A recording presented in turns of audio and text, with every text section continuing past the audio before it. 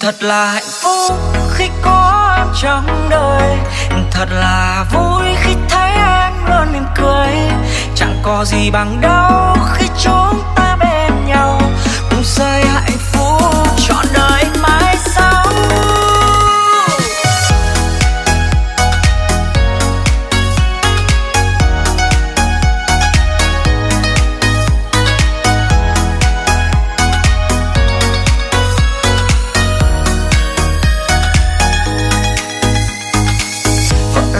Đóa hoa hồng, vợ là sư tử Hà Đông, vợ là nắng gắt mưa xa, vợ là giông tố phong ba, vợ là một chút men say, vợ là hơi ấm bàn tay, vợ là áng mây bay làm lòng anh ngất ngây, vợ là bác sĩ chăm ta, vợ là nụ là hoa, là một khu dân ca la la la la la, vợ là cả những vần thơ, vợ là cả những giấc mơ. Vợ ơi vợ ơi vợ ơi, anh yêu vợ suốt đời. Thật là hạnh phúc khi có em trong đời, thật là vui khi thấy em luôn mỉm cười.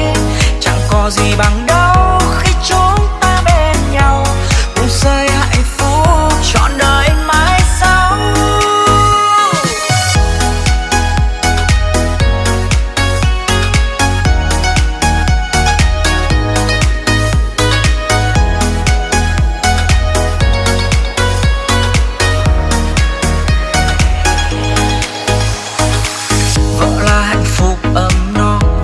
Thu quý thu khó, vợ như là cơn gió đưa anh đến nơi xa, vợ là một chút men say, vợ là hơi ấm bàn tay, vợ là áng mây bay làm lòng anh ngất ngây, vợ là bác sĩ chăm ta, vợ là nụ là hoa, là một khu dân ca la la la la la, vợ là cả những vần thơ, vợ là cả những giấc mơ. Vợ ơi vợ ơi vợ ơi, anh yêu vợ suốt đời.